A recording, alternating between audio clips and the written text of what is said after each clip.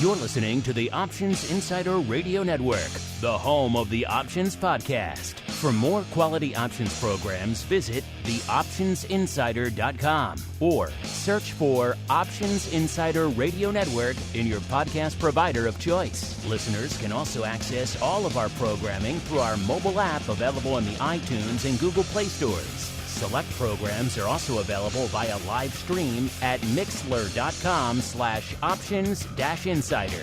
That's mixlr.com/options-insider. Don't forget to follow along with your favorite programs and submit your own questions for the hosts at twitter.com/options, stocktwits.com/options, facebook.com/theoptionsinsider, or via questions at theoptionsinsider.com.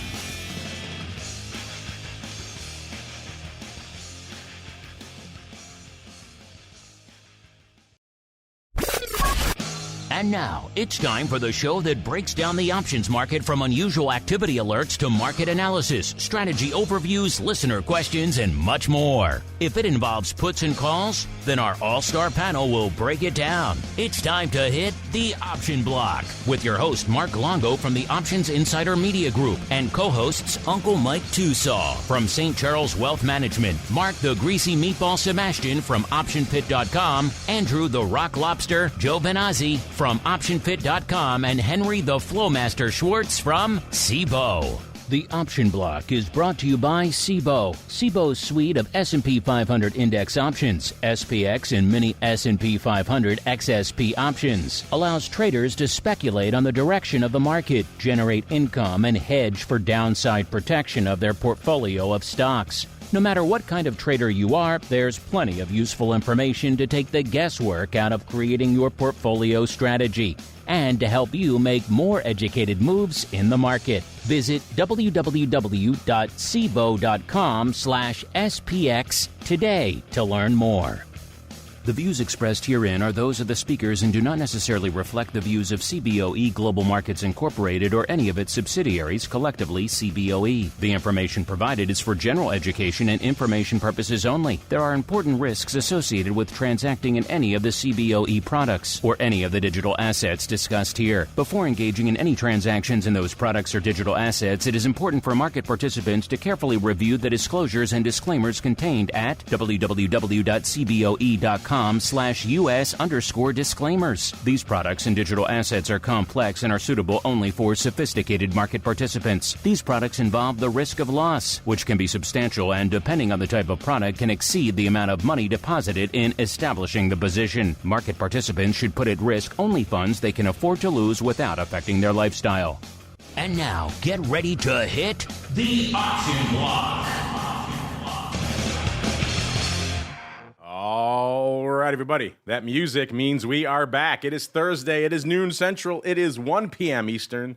Do you know what's popping off in these crazy Fed-driven markets we're all living through together? Well, I guess let's find out, shall we? Because it is time for your bi-weekly options extravaganza, known around the globe as the Option Block. My name, of course, Mark Longo from the THE, OptionsInsider.com, as well as from the network upon which so many of you have been binging and mainlining all week long. A lot of great content coming at you. We had a double options boot camp extravaganza yesterday. Our buddy Mr. Matt from ORATS joined us to break down all sorts of fun topics, including something you folks have been asking for forever, the great covered call debate. At the end of the day, is it even worth doing those right now? All sorts of fun, so check that out over there. If you're on the pro side, you got to hear it live yesterday, as well as a double header of pro Q&A sessions the day before. Man, it's just an embarrassment of riches over there in pro land right now. So if you're not checking it out, what are you doing? TheOptionsInsider.com/pro. We are just overwhelming you, deluging you with content over there on the pro feed. Only one place to get it, TheOptionsInsider.com/pro. The place to go to learn more. Of course, that'll get you, of course, live access. So you can heckle everyone here on the show. You can enjoy options oddities, get great giveaways. And again, like we said, a whole bunch of double headers came at you live this week, and they're waiting for you over there on the pro feed right now. TheOptionsInsider.com/pro as we go around the horn to see who's joining us on ye old Thursday episode of the program. First, let's go out to a quiet, a sleepy, some might say a tranquil hamlet of Chicago. where we are joined once again by the unclest of Mike's, fresh off his coast-to-coast extravaganza, but now he's back, he's home, he's settled down for the rest of the year, and ready to watch these, I guess, green markets. We'll get to them all. He is Uncle Mike TOSAW from St. Charles Wealth Management. Uncle Mike, welcome back to the show. I would say on this Uncle Mike type of day, but it seems like the worm may be turning, sir. We will see, but there's always the option block effect. Whenever we talk, markets go up because that's just how we roll. Well, it depends who's talking. You know, when you talk, they go up. When I talk, markets tend to rally. When the Rock Lobster talks, they plummet to their doom. So let's see if we can do that right now as we welcome on the Rock Lobster himself, Mr. Andrew GIOVINAZZI, from the dark and stormy, some might say terrifying shores of Maine, a.k.a. Option Pit. Mr. Rock Lobster, welcome back to the show. You think you can turn this worm today, sir? You turn it dark and stormy. I don't know. I just have a lot of. We put it this way: there's been a lot of call closing the last from probably 2:00 yesterday till this morning. It has been a flurry of activity at the Option Pit closing stuff. So getting the heck out of Dodge, living to fight another day. I think what was he, the cheetah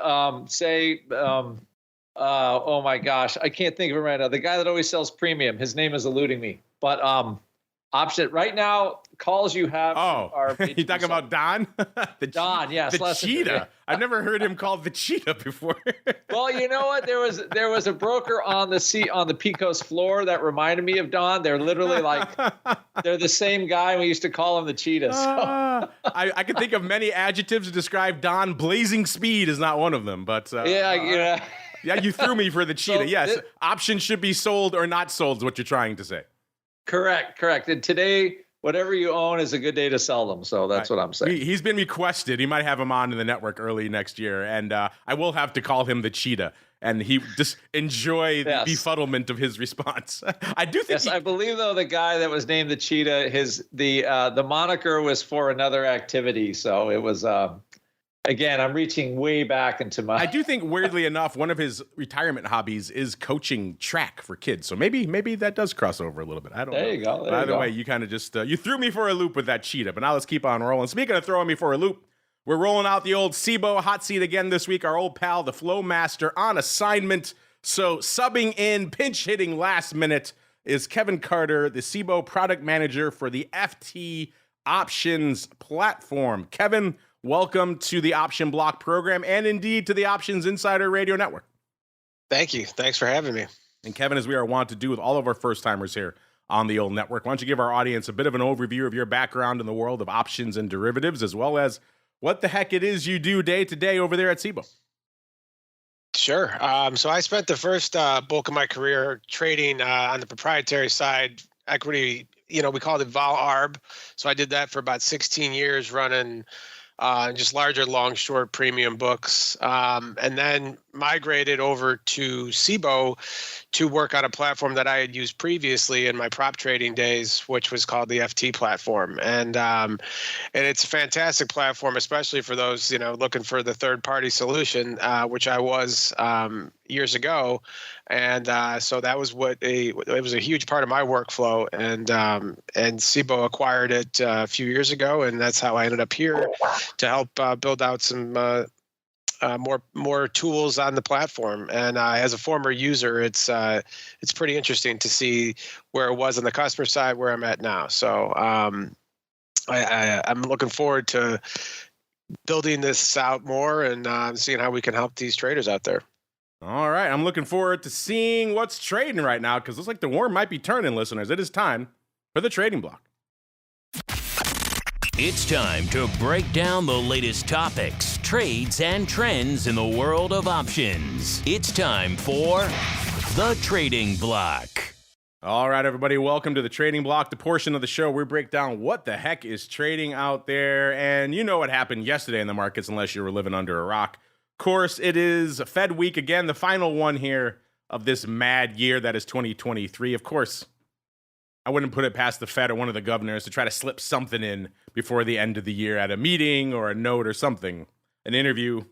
The Fed usually is never done, but at least officially on the calendar, they're pretty much done right now. And they came out of the gate just swinging. surprising a lot of people with a dovish tone, more dovish than a lot of people expected. Just a couple of weeks ago, Powell said, it would be irresponsible to speculate on rate cuts, something like that. And then 2 weeks later, that's exactly what he's doing. He's speculating on rate cuts, saying not one, not two, but three, perhaps coming down the pipe for us next year. So markets loving that, just shooting off to the races yesterday, up well over 1% in most of the major indices. It seemed like we were going to see the carry through and the carry over today. And we did early on in the session. S&P back north of that 4,700 level, listeners, blowing through it, getting up to almost 47.40 earlier this morning. It's like, 47.38 in that range. And then they came for it, drove it back down to around 47.20 before rallying it again up to about 47.35 right before we kicked off the show. And now it seems like the worm has turning. The S&P has fallen about, almost 20 handles in the span of just a few minutes out there, from about 47.35 or so right down to about 47.15. So, and a little bit below that now. So interesting. Is this just as the rally run out of steam? Have all the buyers been exhausted? They have no funds left to bring in? Or is this just a little bit of a pause before we just say, buy, gimme, more? One thing we all have seen over the last few years is it seems to be an inexhaustible supply of buyers out there. No matter what the news is in the market, they just want to buy this thing. So it could just be another pause out there before Uncle Mike resumes his buying. Either way, that's where we're hanging out right now. Slightly up on the day, 0.15% in the S&P, Dow up about 0.25%. NASDAQ actually turning towards the red, off about 0.25%, unless we forget our old friend, the Russell 2000. Again, that's why small caps are so fascinating right now. They don't give a crap what the hell is going on anywhere else. They're doing their own thing. NASDAQ might be down. Small caps are saying, nope, we're still up 2.5% right now. So, man, small caps have the bit in their teeth. Maybe we'll get to some more of that a little bit later on TWIFO. We'll be joined there by our good buddy, the once and future and now present Dr. Vic. Sounds like he has some cool trades cooking in the world of WTI. So we'll get to all that fun in a little bit. But all of that a long way around to saying VIX, when we kicked off the show, is at about a 12 even, down about 0.75 point. Of course, wait 5 minutes and that VIX level is going to change. Yeah, it's already closing in on 12.25 as we're starting to see the S&P start to turn to the dark side. So we shall see where we close the end of the show. VVIX at about an 82. That puts it unched from the Monday show. But again, I don't have a feeling we're going to be staying there for very long. VXX 1570 down almost 0.75 point.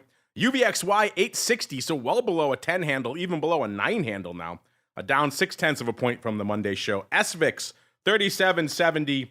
That has to be a new all-time high. Let's see, what is actually it got up to 38. 38.17 is the new all-time high. So my goodness, that thing has been on the rampage. Up nearly 2 handles, 1.7 handles. And UVIX 1420, down a little over 1, about 1.5 points from where it was on the Monday show. All right, a lot to unpack. As our guest, we will give you the dubious honor of going first, Mr. Kevin. Obviously, a crazy Fed rally yesterday. Today, we don't know. The jury is still out. What's been catching your eye this week and indeed today out there in the markets? I'd say it's interesting as you have these big rallies. It's kind of like the last gasp. It always seems to catch the fallen angels, if you will. And it seems to me like that's kind of what we're seeing at the tail end here is a lot of the smaller cap, heavily shorted names getting that huge face ripper. And especially if you look at names like whether it's, RIVN, LCID, Unity, Wayfair, A-Firm, these names that have just, they 50-60% declines off the August lows have just, really turned around sharply here. And what's actually kind of interesting is, when I first got into this business, we were taught that as stocks go down, vols go up. And when stocks go up, vols go down. However, we have seen that has now changed quite a bit. And it could be because of positioning, most likely. But, you see today where the vol rips occurring, it's in these names. It's in these day 2 of the rally names where it's starting to be a significant 2-day move. And with that, it's grabbing vols with it. So, especially if you're looking at call overriding, today's the day if you're going to be opportunistic, if you want to overwrite in these names, because you've gotten a 2-day rip in the price and you've gotten a 2-day pop in the vol. So other than financials, it doesn't look like there's a lot of quality names in this rally today that lends that kind of long-term support, the big seven, or what do they call them now? The Mag 7. They're actually unched, if not down today, whereas the IWM is still, it's up 6% over the last 2 days. And a lot of those names are kind of unchanged. So you are seeing that decouple where, is this the last gasp where we're going to rally all these, I don't know, GMEs of the world, and that's our last rally until we kind of soften? It could be. I mean, it's usually an indicator. So I'm paying close attention to that just to see how we kind of pass the ball here, because right now it's firmly in the small cap, heavily shorted, massively beat up names. So I don't know if that's catch up or if it's a regime change, to be honest. The old upside vol crash. I lived through a few of those in my day, out in the S, but yeah, you're right. Could be an interesting time to overwrite some premium if you got the bullets for it out there, which is interesting. Yeah, it does raise a good question. Is this the last gasp? Is everyone just exhausting all of their resources? When we're talking about the last gasp with the bulls, we got to go out to Uncle Mike. He is kind of the reigning king of the bulls out there. He never met an S&P level he didn't want to buy, let alone north of 4,700. He says, north of 4,700, I need to buy more. I need to buy 2x. So, Mr. Uncle Mike, what do you think, sir? Is this the last gasp of the bulls, or is this just, a pause before the next upside buying frenzy continues, sir? Yeah, come on. We need that 1,000 lot bought right now. Oh, hey, sorry, Mark. Anyway, yeah, I think right now, we are at the precipice of seeing if we actually are at our last gasp or not. The level with which our all-time highs, just looking at SPY, for example, SPY 479.98. So let's just call it 480 we'll round up to that on SPY. And with SPY right now at 471.21, high of the day, 473.73, we're getting close to the all-time highs that we had just under 2 years ago. And that's definitely a point of resistance with it. Now, if we can break that, then, well, we're at all-time highs again. But we're at a point now to where we've come down off of the all-time highs. We're by the early January of next year, we'll be at the 2-year mark since we've had all-time highs. And so I think that's the mark that's the key number with which we have to get above. Now, in terms of what I'm looking at right now, with the bonds rallying just insanely like they have over the last couple days, since the Fed made their announcement yesterday, I've actually gotten to the point in the bond world to where with like LQD, for example, up nearly 3% off of in the last couple days, or roughly 3%, depending on what time frame you want to look at it. I'm actually selling some calls right now on our bond positions, and I haven't sold calls in a long time with this type of, I shouldn't say I've done a few little quick ones, but like in terms of the juice with which I'm selling, it's giving me opportunities to pay for calls with which I've been buying, and just definitely looking to have a more protective mindset right now in the bond space because of the fact that we've just rallied so hard. Now, could we rally more in the bond world? Yes, absolutely, no question about it. However, if there ever is a time that you want to sell some calls after a rally, I think that depending on your position, your objectives, and that type of thing, today might be a day with which to consider it, especially in the bond space. You're still getting a good dividend or some good income on your bonds, and if you can sell some calls on it, you don't want to sell on the down days. I like selling on up days. And that's what I'm looking at right now. In terms of just some individual names with which we're following, of course, Apple is down a little bit on the day-to-day. Not a huge amount, but it actually is down to where that seems to be national news these days. If Apple's actually down, that's just like a crazy thing. Microsoft, old Mr. Softy, that's having a 2% drop on the day. We're actually in Microsoft, but we have calls sold on that. We're pretty deep in the money on our covered calls, so I can't say it really bothers me that much having Microsoft down like it is. But with it, ultimately, the big question, in my opinion, with markets where they are right now is the all-time high number. And are we going to make a run at that? We're roughly 2% away from it. But right now, the market doesn't appear to be making that run this week anyway. But Santa Claus still could come to town. We will see. You just said it, Uncle Mike. Apple is red. I think we've firmly established on this show the market cannot be green if Apple is red, correct? I don't see how it's possible. Not humanly possible for people to buy the rest of the stocks if they're selling Apple. It just can't work that way. As we go on out now to the shores of Maine, where he's busy unloading everything with both fists. He's saying the worm has turned. That's it. I'm bailing on everything. Mr. Rock Lobster, sir, what's been catching your eye? First off, what were your thoughts on I think even for the bulls, a surprisingly dovish Fed, the market response, and then now what we're seeing today, maybe running out of steam, or maybe just a pause? Well, I was looking. I mean, so here's the market has been waiting for the Fed to basically stop saying they're going to raise, and I kind of think Powell was sort of there in October. That was the bottom, right? So when we launched, it was like, okay, everybody got a kind of the sense that they were done for whatever reason. Then we had a couple of sketchy bond auctions. It gave the market a little flutter, but for the most part, after that October, things were kind of ugly there. It was like, okay, the Fed doesn't need to raise anymore. We've killed inflation, so we rally. And as Kevin was talking about, when I started in this business, stocks go up, vol goes down.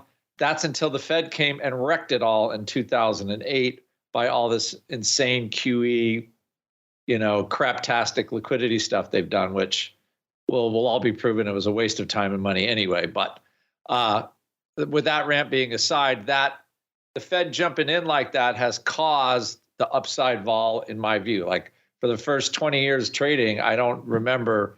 I've had like 3 ramps in my life that I could remember. 2 of the biggest were when we went into Gulf War I and Gulf War II. Okay, so I'm just dating myself a little bit. But okay, and then we might have had another one somewhere, who knows.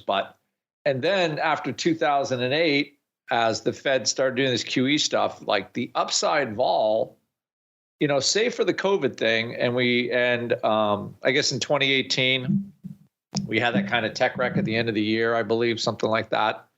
But like the big vol has been like I would call daily volatility has been on the upside when the Fed has jumped in.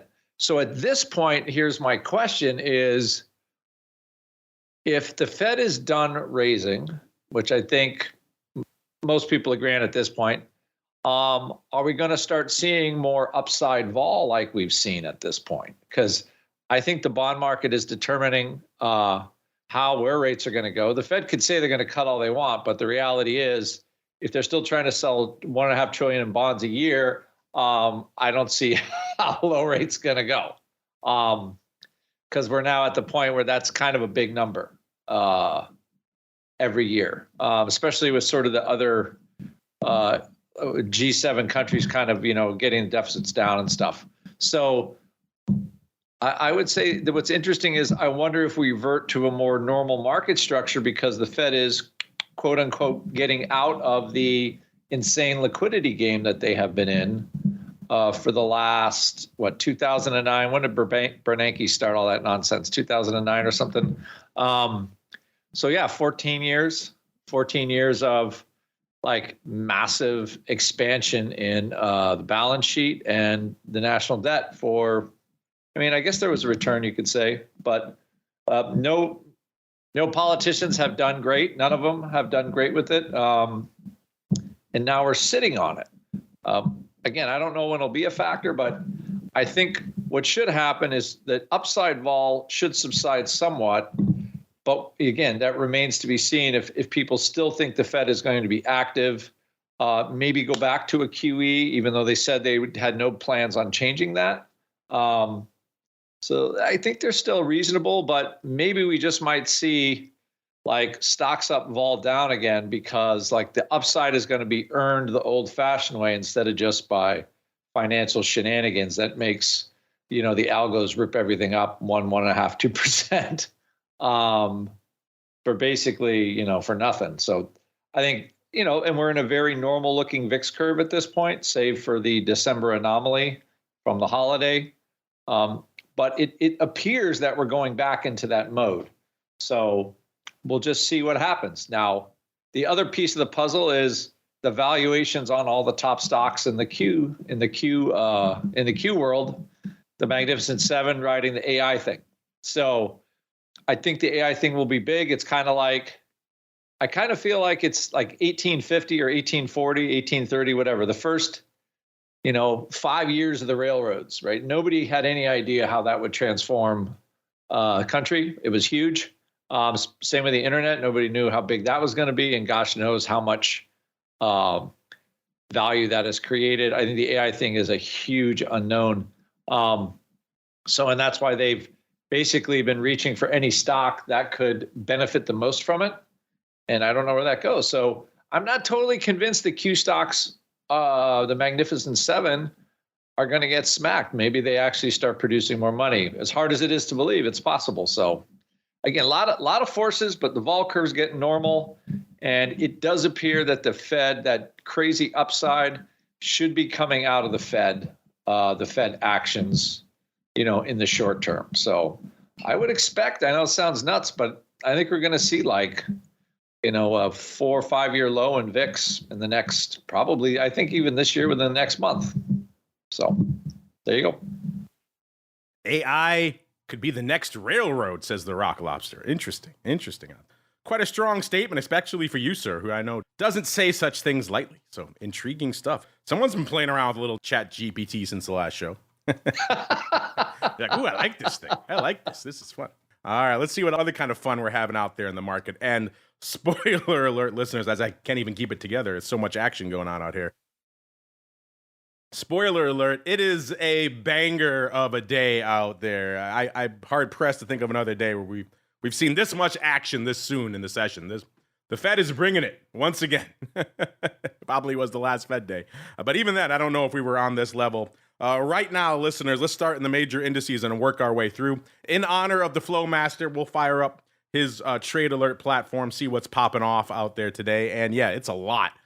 495,000 contracts on the tape already in VIX, so just a tick under 500,000 contracts. The ADV already starting to recover from its seasonally light lows around 640 or so. It's back up to about 700,000, and we might hit that by the end of the show at this rate. VIX is on the rampage.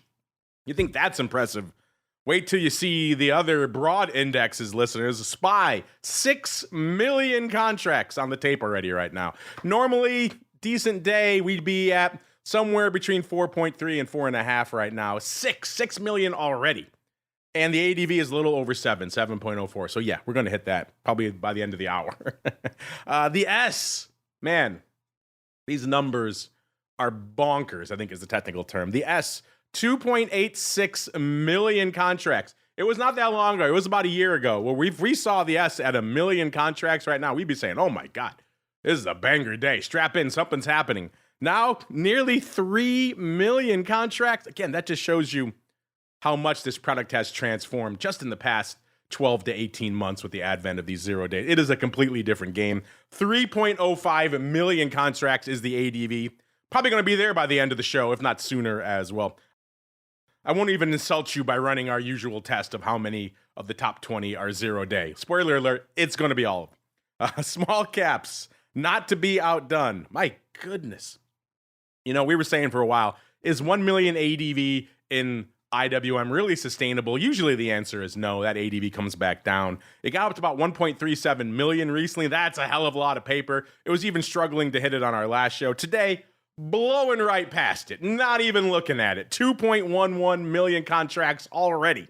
Already well north of the 1.37 million and on pace to do more. So yeah, today is a banger of a day, listeners. And the Qs, not to be outdone, 2.72 million, the ADV 3.32. That's a little less impressive because the Qs can be somewhere in the north of 2 million range pretty easily at this time of the show. Maybe not 2.7, but still. It's no small caps, but it's still impressive in and of itself.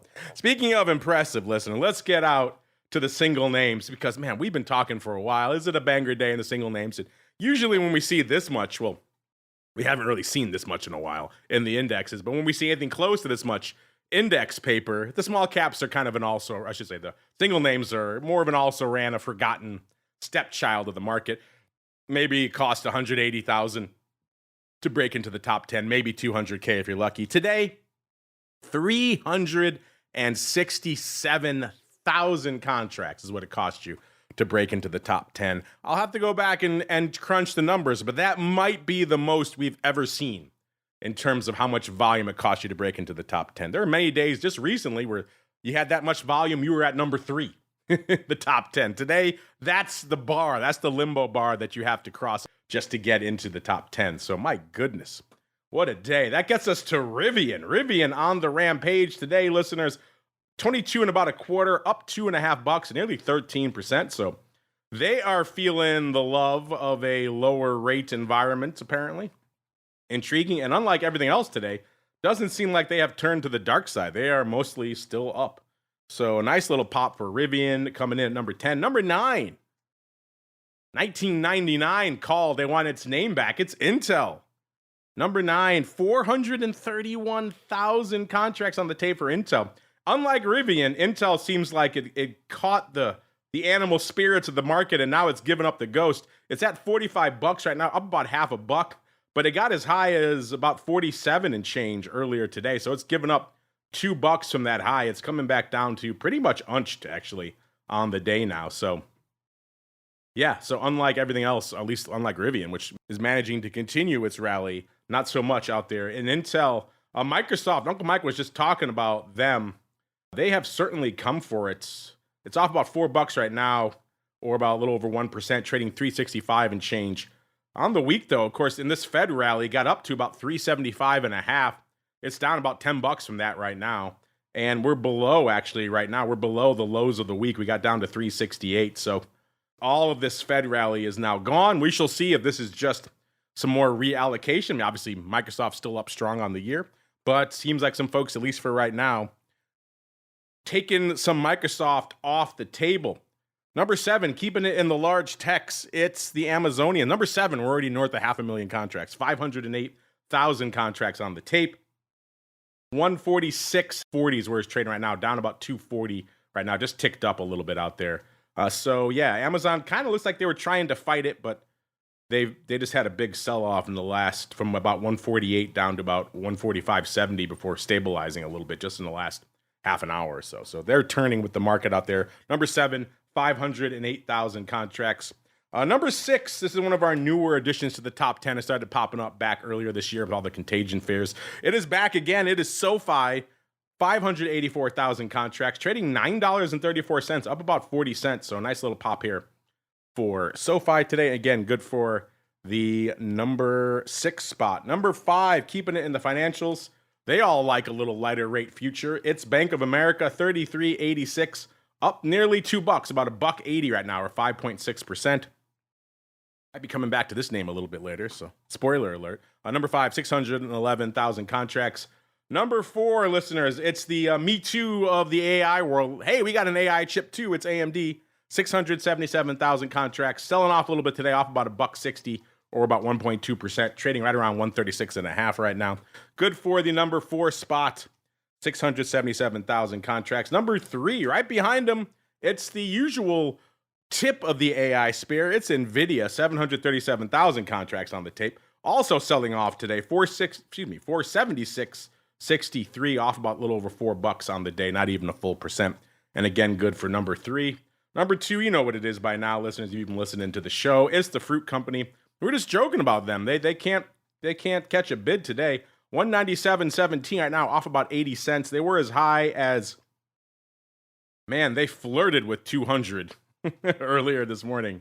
199.62. So they were at an all-time high earlier this morning, just a hair below $200. Doesn't seem like that long ago. We were talking about potentially writing puts at the 100 strike in Apple. Now here we are, threatening 200 to the upside. So the worm turning a little bit today. Obviously, Apple's still looking pretty near just hitting a new all-time high today. So can't be too angry, the Apple holders out there. Good for 843,000. And the number 2 spot. I mean, number 1, you know what it is. If all these names are putting up paper, Tesla is blowing the doors off, and they're doing it yet again. 2.64 million. That's pretty much double what we normally expect this time of the day. 250 and about a half, up a little, almost $11, about 10.90. on the day. So a nice pop here for Tesla. They've been rallying pretty much all day. Looks like they're finally just started to turn. They got up to about 253, almost 254 before starting to turn today. So they're starting to turn a little bit to the dark side too, but they've been feeling the animal spirits of this rally out there as well. A lot to unpack. In fact, we got a lot to get to on the show. We got to get rolling. You guys know what's going on in the earnings front. If you want to see that data for yourselves, theoptionsinsider.com is the place to go. Click on the Options, News, and Articles tab to begin your journey to the dark side as we continue our journey right on into the Odd Block.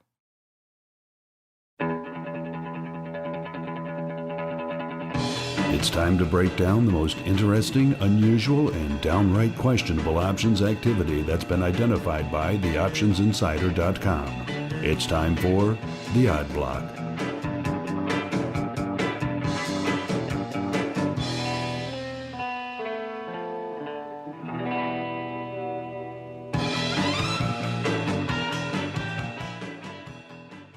All right, everybody, let's do it. Let's dive on into the world of the Odd Block, see what weird, wild, and unusual paper is lighting up our collective tapes. I don't know, Mr. Rock Lobster, I have a feeling, I don't know for sure, but I have a feeling we're going to be talking about some size upside call buys. You think you can handle that today, sir?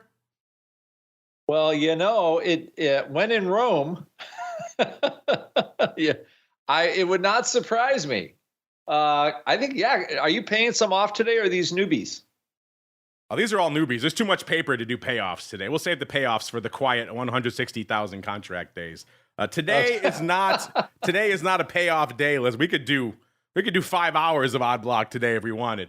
Let's just dive right in. Kevin, I'd be curious to get your thoughts on some of these as well. You got to do your best Flowmaster impersonation, so I'll expect you to make your voice very nasally. Maybe shave your head if you can before the end of the segment. Should be fun. But let's get out right now to a name we haven't talked about in a little bit. It was lighting it up earlier this year, and then we kind of haven't talked about it since. This is Goodyear Tire and Rubber, ticker symbol GT, trading $15 even right now, up about half a buck, a little over 3%. On the year, you know the deal. It's been a pretty good run for Goodyear. It was trading a little bit shy of $11 a year ago, so they're up a little over $4, about 38% on the year.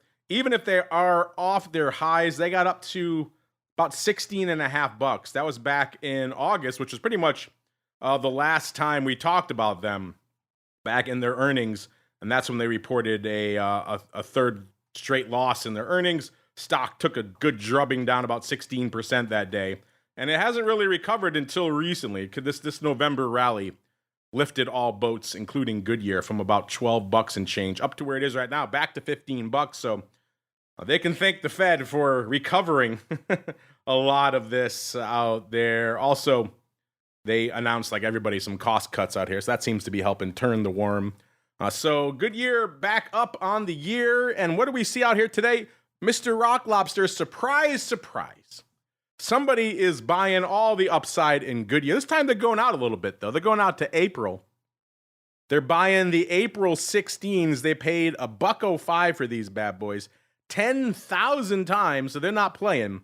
This is about a 39 vol. The stock was right around here when they put these up, a little bit shy of $15. So no huge stock pop since they traded, but overall pretty optimistic view. They're not getting these calls for nothing. They're paying $1 on $15 underlying. So that's a decent chunk of change to lay out. Worth noting, they're going all the way out to April, so they are getting an announcement between now and then. The next announcement is on February 15th, so that's going to add a little bit of juice to the equation as well.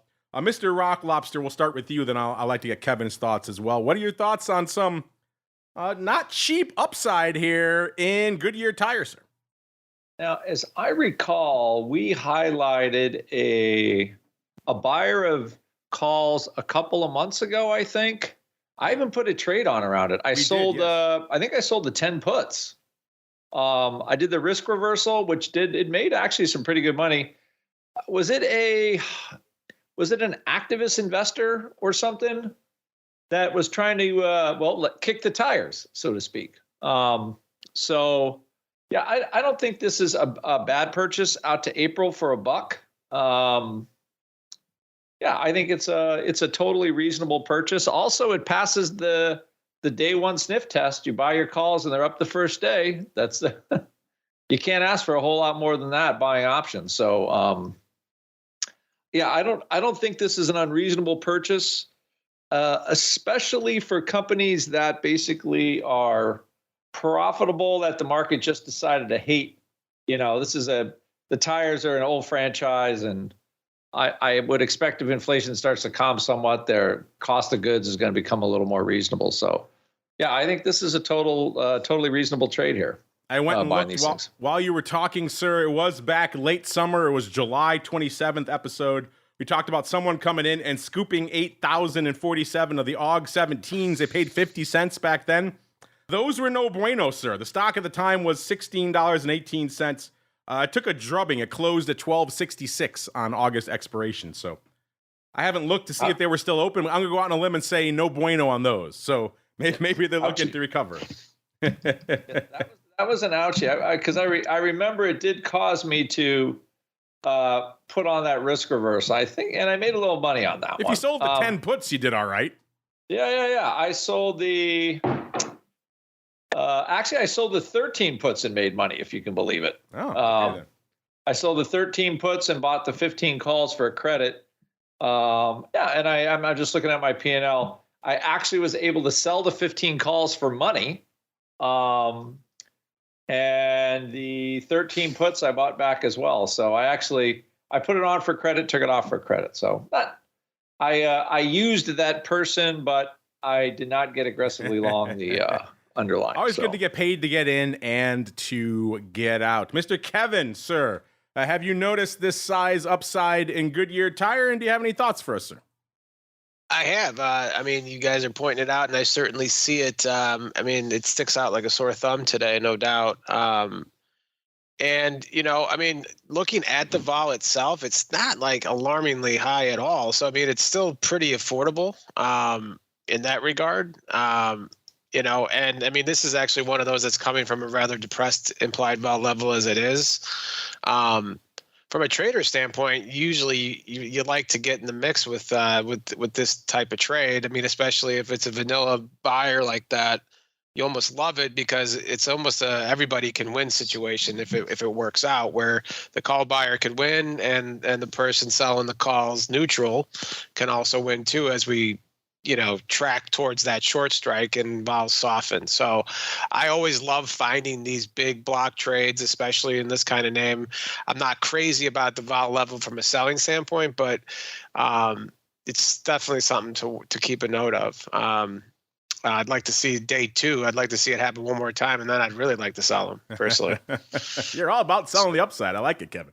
I'm all about selling every option, by the way. Just the full disclaimer: you got to stick a hot poker in my eyeball to make me want to buy one. Is he Don Schlesinger's forgotten love child here, as you referred to him, the cheetah, Mr. Rockloffer earlier? If I'm ever paying theta, I mean, somebody punch me in the face. Wherever Don is right now, he is smiling when he's hearing those words. All right, we'll see if we can. That's where the money is. We'll see if we can. You're not going to like the rest of these then. Spoiler alert. As we keep on rolling, let's get on out to the financials.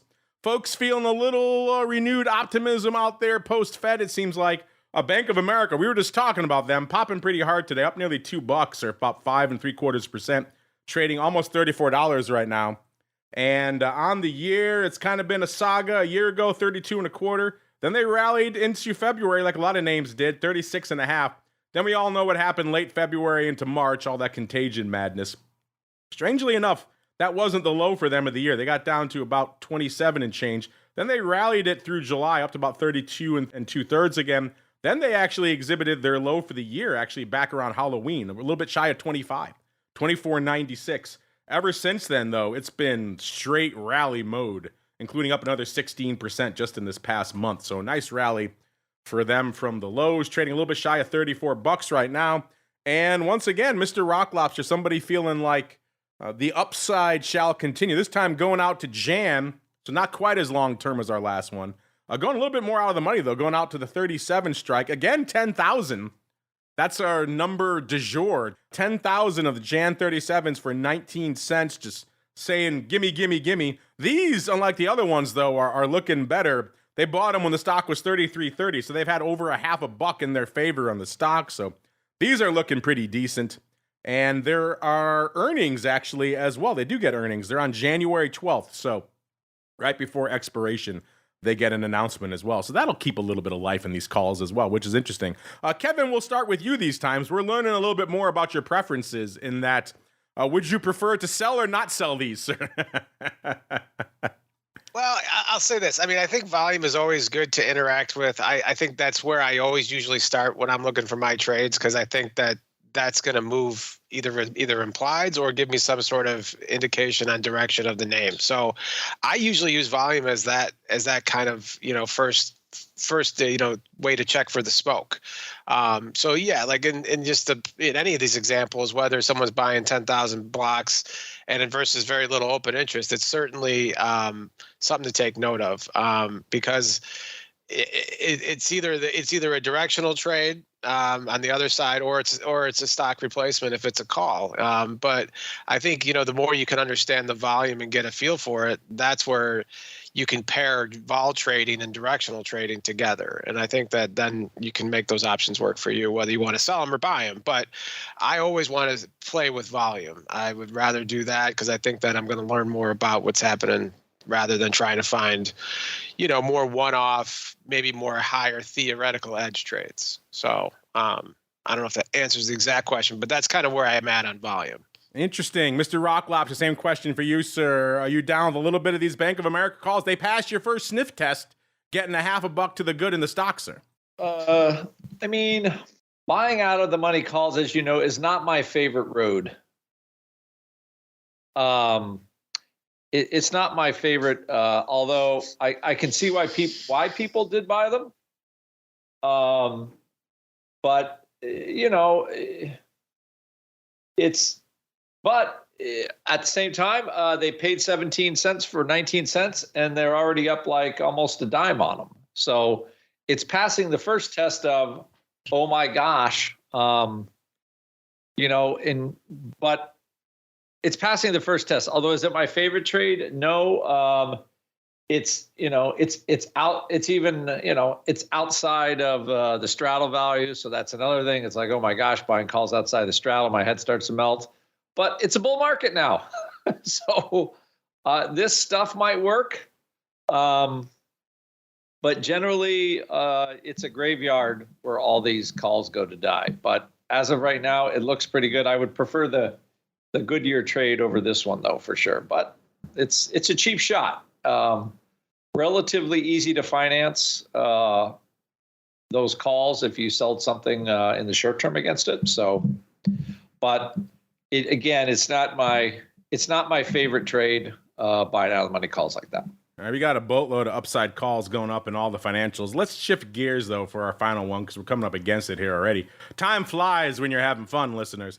Let's go out. Were you thinking size upside in grocery store chains? Probably not. Albertsons is where we're drilling in right now. I don't think we've talked about this one before. We talked about Kroger, some other chains, not Albertsons. Ticker symbol ACI. Trading $22.60, up about 16 cents today, about 0.75%. On the year, been a decent year for them. They were about 20 2/3 a year ago, so they're up nearly $2 exactly on the year. Their high actually came in early September of about $23.88, so they have retreated from that, even though they did recently sell off back to about $21, so they have recovered from that as well. So kind of a little bit of a topsy-turvy year here for Albertsons, even if they are up net on the year. And Kevin, we'll start with you. This is another one, more upside love. Everyone's just feeling the old animal spirits of the market right now, because once again, they're going out to April.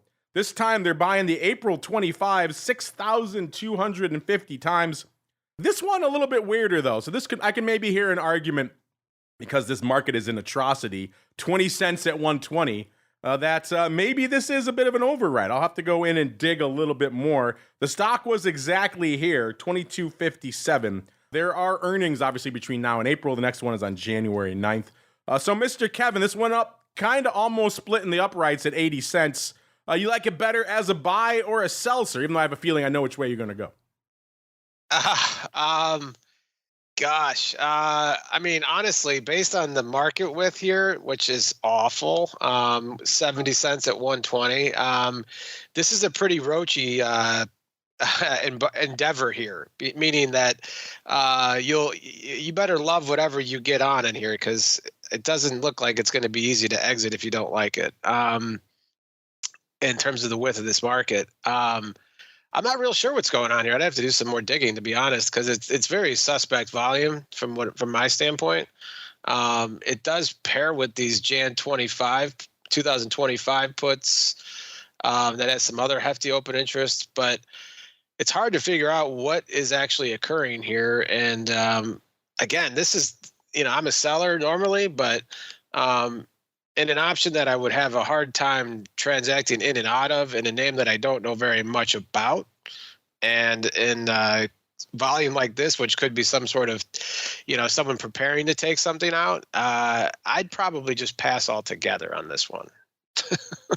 Yeah, I'm looking here while you were talking. They went up 6,250 times at 80 cents. Like you said, an atrocity of a market, a roach motel. You can get in, but you can't get out. Looks like about 2 hours later, the market was narrowed down to 65 at 75, and they traded at 71. So I'm guessing they were hitting some bids earlier on, or at least they were selling them around 80 cents. So it could be an overwrite, even though, again, these markets are an atrocity. Probably like it a little better that way. But again, Mr. Rocklopsy, you get the final word, sir. What do you think they were up to here? And which way do you prefer it? So hold on, was this the ACI calls? I'm sorry. Yes, the ACI. Yeah. We're skipping the other. We'll save those for oddities. Yeah. You know what? I'm thinking that this was a purchase just because it goes with the theme of the day, so to speak. Because I don't see a liquidity provider paying 80 cents for these. I think they do make a much better right. But what does the Flowmaster have on these ones? Opening, are they saying opening buy? Yeah, I like, it's sort of like, grocery store stocks buying out of the money calls. It makes me want to hide under my desk. Yeah, it doesn't excite me at all. Yeah. I don't think Albertsons It's good to have like an old market maker trader type on here, because he sees stuff that's too expensive and he just like he wants don't sleep on the go with trade. See, sold with. Where can I sell? Now that we've said that, watch, this is the next meme name and it explodes to 200. They can't get enough of Albertsons, but gosh, what was that one? What was that one, Mark? The Men's Warehouse, the clothing outfitter Men's guy. Warehouse, yeah. We talked smack about that ridiculous trade, and they ended up printing money on both legs of it. Yeah, that was a good one. That was a fun one. That's an all-timer. We'll see. Maybe we have some all-timers hitting this year as well. We shall see. As we keep on rolling, listeners, we don't even have time for the mail. We've been having too much fun here. Let's just go around the block. It's time to tell you what we'll be watching on our trading screens until the next episode. It's time for Around the Block. All right, everybody, welcome to Around the Block, the portion of the show where we tell you what we're keeping an eye on until our next episode on Monday. It's time to wake up Uncle Mike with a couple of smacks to the face. We want to see what he's keeping an eye on. Also, let's get another tilt at our question of the week right now. Our question of the week, listeners, you can find it over there at Options on the old Twitter/X. It's a in the weeds kind of question, so if you don't feel up to answer, I get it if you're not a vol trader. But we're asking you, does SVIX adding VIX options into its holdings, in particular VIX calls, does that make you more or less likely to trade it? Gave you three choices. More likely because it's safer, less likely because the tracking is worse, or you're still gun shy. You got burned back in 2018 with XIV, and you ain't getting back into an inverse vol product. Okay, there's no right answer here. We're more just kind of gauging your sentiments. Uncle Mike, I know you don't love the vol ETPs. If you have a guess as to which way our audience is going, have at it.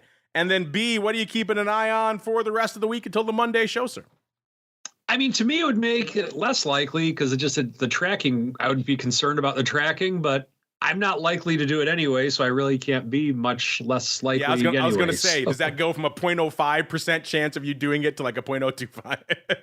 Yeah, it's about somewhere along those lines. So yeah, in terms of what I'm watching the rest of the week, we may have topped out today, so we'll see if that actually happens in both stocks and bonds. So watching to see where we can go with it, to see if we get some type of Friday rally or if the sellers are going to head for the exits. And Apple 200, Apple got to 199.62 as its high today, and it could not cross the 200 mark. So continuing to watch that because Apple's kind of in line with the market a lot of times. All right, listeners. Yeah, I should give you an update where we stand at the end of the show. I said the worm might turn. Looks like it has indeed.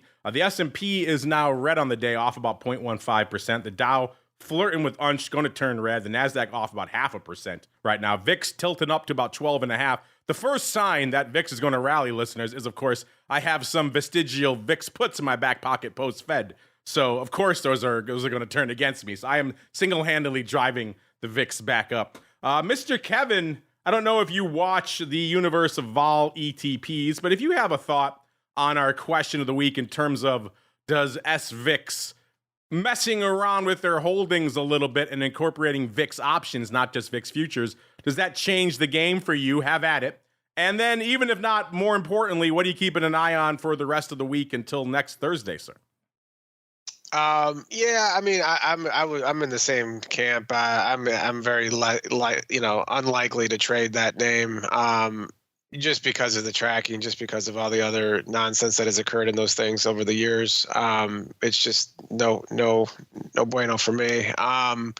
But as for the next week, yeah, I mean, I think we're just going to see this week digest itself and how that goes. I mean, the Santa Claus trade is certainly real, and he usually comes to town. So I don't think we're going to puke after this rally in the near term. I think it'll probably hold firm and trade sideways, if not continue higher. I mean, it's got seasonality to it. So, and then buckle up as you get into January. That's kind of what I'm thinking. Well, my puts expire next week, so VIX is going to rally next week. Yeah. And then, of course, it's all bets are off. Okay. All right, Mr. Rock Lobster, you get the final word, sir. And in fact, we're coming up against it. So what are you keeping an eye on for the rest of the week? Does the SVIX change make you more or less likely to trade it? And where should folks go if they want more Rock Lobster in their lives? I do trade it. I just like it because it is my short premium trade. I just buy calls in it and I pretend that they go up. So I do kind of like it when all the weirdness intrigues me, I guess. So I'm watching that. Yeah, and I agree with Kevin. I don't think we puke. I think I think if the crazy upside is done because the Fed's just going to be done and be actually just stop doing stuff, that generally is bad for vol, and I think we need the rally to settle. So again, I don't see us going down a lot, but I do see some stocks catching a bid here in the end. Maybe I would just say sector rotation. I'll use the CNBC term, sector rotation, I think. How nice of you. And where should folks go if they want more Rock Lobster goodness? Yeah, go to optionpit.com. All of my products, all 5, are making huge money this year. My students are happy, so what the heck? Optionpit.com. If you want to learn how to be a retail trader trading vol, come to optionpit.com. There you go. And Mr. Uncle Mike, if folks want to get at you, maybe schedule a road trip to their neck of the woods, where should they go? What should they do? Check me out. Follow me on Twitter at Mike TOSAW, TOSAW, or come to my website, stcharleswealth.com. Sign up and I'll give you a call. Look for his yellow VW bug showing up on your doorstep, listeners. Kick off the journey over there. stcharleswealth.com is the place to go. The Uncle Mike Mobile showing up at a town near you. And last but not least, Kevin, where should folks go if they want to check out the Flow Masters tools for Trade Alert, your stuff, FT options, live vol, and all the cool goodies you guys got cooking over there in the land of the CBOE? Sure, yeah, that'll be cbo.com/RMA, and you will see all of our offerings there. Come on down. There you go, cbo.com/RMA. That's going to do it for us on the option block today. Not going to do it for us on the network, of course. No rest for the wicked listeners. I'll be back in a little bit with our buddy, the once and future Dr. Vix, the whole court on This Week in Futures options. We're going to break down everything popping off on the CME side of the fence. See what's lighting it up. Maybe energy, metals, rates. You never know what's lighting up this week. You got to tune in every week. I do have a feeling, though, he's got some energy in his back pocket, Mr. Rhodes, so we shall be talking about that. Then, of course, back again tomorrow to encapsulate a crazy volatility week with a little bit of the old volatility views. Who's going to join us tomorrow? I guess you got to tune in to find out. And then after that, exclusively for you pro folks, we're back again one final time for the week with a little bit of the old options oddities. And, man, we got some good ones for you this week, so stay tuned for that. If you're not listening to oddities, man, what are you doing? theoptionsinsider.com/pro is the place to go to get all that goodness. Then, of course, we're back again on Monday, maybe with some 80s wrestling in hand. Until then, have a good weekend and stay safe out there, everybody. The Option Block is brought to you by CBOE. When it comes to trading volatility, trust CBOE, the creator of the VIX Index, for in-depth and relevant information. CBOE's tools and services gives you up-to-date trade insights, analysis, and positions of VIX options and futures. No matter what kind of trader you are, there's plenty of useful information to take the guesswork out of creating your portfolio strategy and to help you make more educated moves in the market. Visit www.cboe.com/VIX today to learn more. You're listening to the Options Insider Radio Network, the home of the Options Podcast. For more quality options programs, visit theoptionsinsider.com or search for Options Insider Radio Network in your podcast provider of choice. Listeners can also access all of our programming through our mobile app available in the iTunes and Google Play stores. Select programs are also available via live stream at mixlr.com/options-insider. That's mixlr.com/options-insider. Don't forget to follow along with your favorite programs and submit your own questions for the hosts at twitter.com/options, stocktwits.com/options, facebook.com/theoptionsinsider, or via questions@theoptionsinsider.com.